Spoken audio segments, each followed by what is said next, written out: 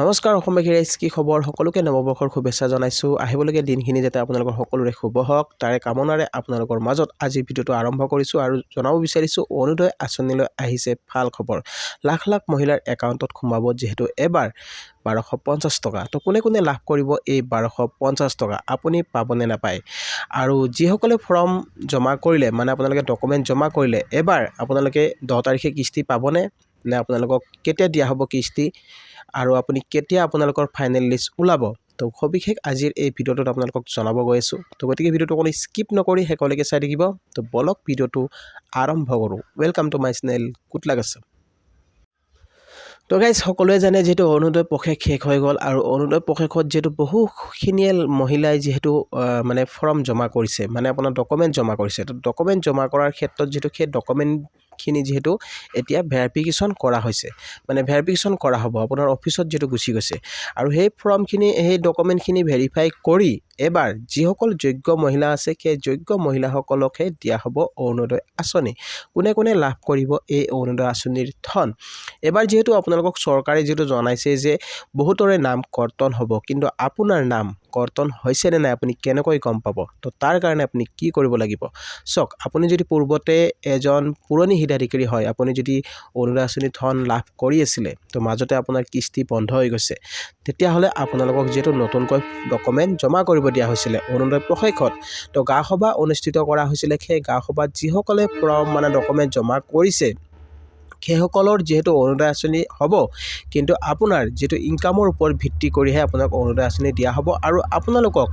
হয়তো আপোনালোকক কৈছে, মুখ্যমন্ত্ৰীয়ে যিহেতু জনাইছে যে ৰেচন কাৰ্ড যদি আপোনাৰ আছে তেনেহ'লে আপুনি অৰুণোদয় আঁচনি নিশ্চয় পাব।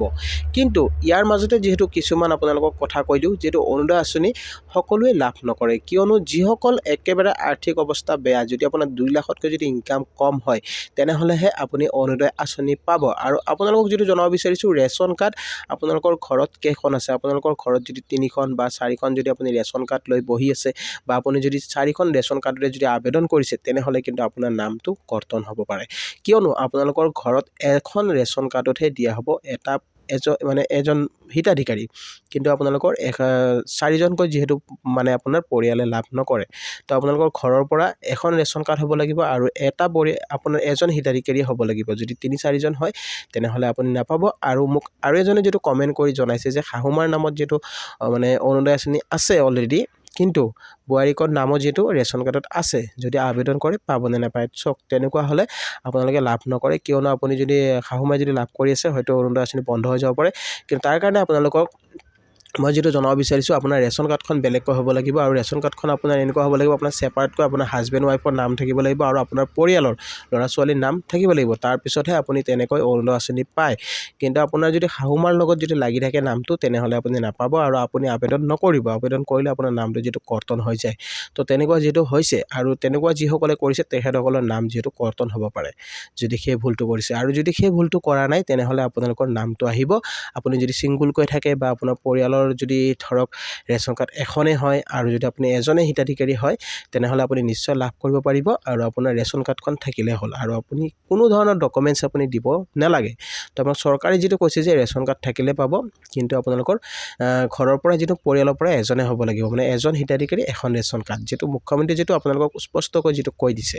ঠিক আছে, তো আপোনালোকে নিশ্চয় বুজি পাইছে। আৰু অৰুণোদয় আঁচনি এবাৰ যিটো লিষ্টবিলাক যিটো আপোনালোকৰ ডকুমেণ্ট লোৱাৰ পিছত এবাৰ যিটো ভেৰিফাই কৰা হ'ব, সেই ডকুমেণ্টখিনি চেক কৰা হ'ব। চেক কৰাৰ পিছত হয়তো আপোনালোকৰ ঘৰত মানুহ পঠিয়াব পাৰে, সেই মানুহ আপোনালোকৰ ঘৰত গৈ আপোনাৰ ঘৰ চাব পাৰে, বা আপোনাৰ ইনকাম কিমান আছে, আপোনাৰ ঘৰত 4চকীয়া বাহন কেইখন আছে, তেনেকুৱা আপোনালোকৰ হয়তো ভেৰিফাই কৰিব পাৰে। ভেৰিফাই কৰাৰ পিছতহে আপোনাক যিহেতু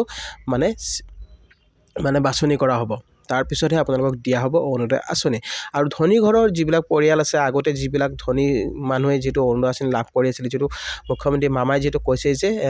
682জন যিটো চৰকাৰী কৰ্মচাৰী মানে অৰুণোদয় আঁচনি পাই আছিলে, তো তেখেতসকলৰ নাম যিহেতু কৰ্তন কৰি দিয়া হৈছে, কৰ্তন কৰি দিয়া হ'ব। কিন্তু তেখেতসকলক যিটো জনাইছে, যদি অৰুণোদয় আঁচনি পাই আছে, অৰুণোদয় আঁচনি আপোনালোকে ঘূৰাই দিবলৈ কৈ আছে। যদি আপোনালোকে ঘূৰাই নিদিয়ে, চৰকাৰী কৰ্মচাৰী যদি ঘূৰাই নিদিয়ে, তাৰ ওপৰত যিটো বিহিত ব্যৱস্থা মানে চৰকাৰে ল'ব। যদি অৰুণোদয় আঁচনি পাই আছে তেনেহ'লে ঘূৰাই দিব লাগিব আৰু ঘূৰাই নিদিলে আপোনাৰ ওপৰত যিহেতু আপোনাৰ হয়তো আপুনি চাকৰিও হেৰুৱাব পাৰে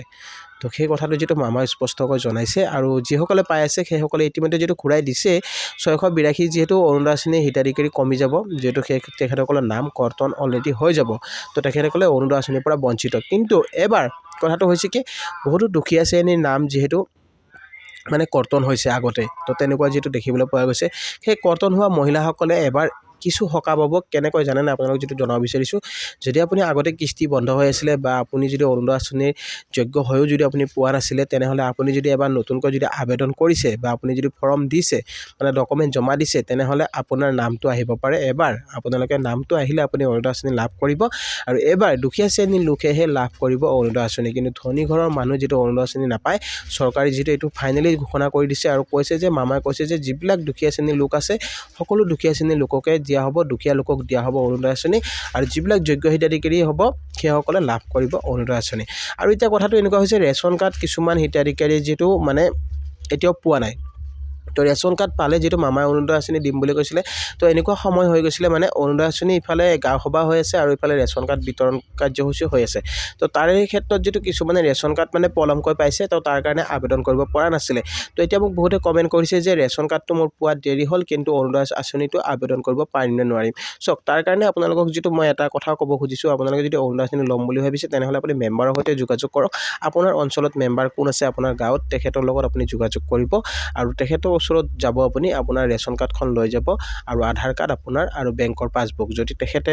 ফৰ্ম লৈ আছে যদি ডকুমেন্টখিনি লৈছে গাঁও সভাত তেনেহলে নিশ্চয় আপোনাৰ ডকুমেন্টখিনি ল'ব পাৰে তো আপুনি কথা পাতি চাব পাৰে তো নিশ্চয় আপোনালোকৰ এইটো যেটো আপোনালোকে কাম কৰিলে হয়তো আপুনি অৰুণোদয় আঁচনি পাব পাৰে আৰু যেটো এনেকুৱা যেটো কৈছে যে আপোনাৰ গাঁও সভাত যেটো এতিয়ালৈকে যেটো বহু মানুহ যাব পৰা নাই এনেকুৱা বহুতো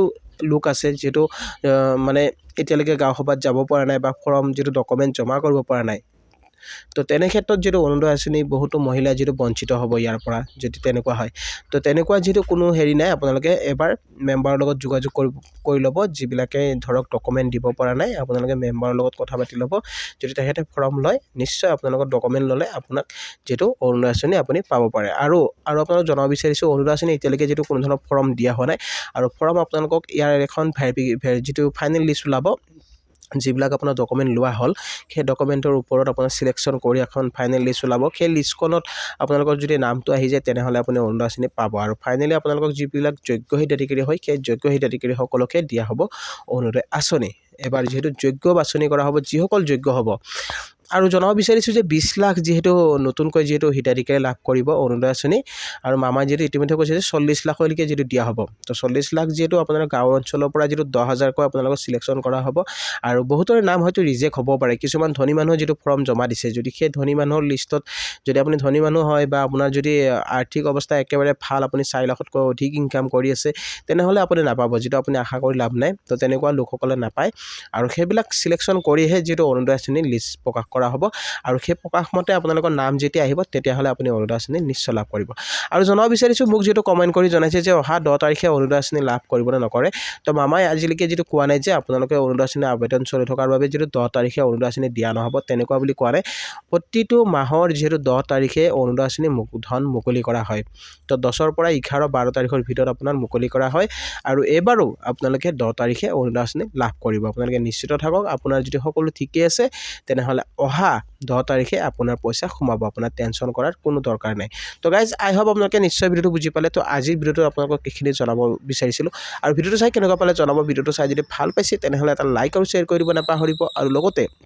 চেনেলটো যদি নতুনকৈ আহিছে তেনেহলে সাবস্ক্ৰাইব কৰি ৰাখিব আৰু কাষত থকা বেল আইকনটো প্ৰেছ কৰি দিব যাতে এনেকুৱা ধৰণৰ নতুন ইনফৰমেশ্যন আহিলে সকলোতকৈ আগত পাই থাকে তো গাইজ আজিলৈ ইমানে জয় আই অসম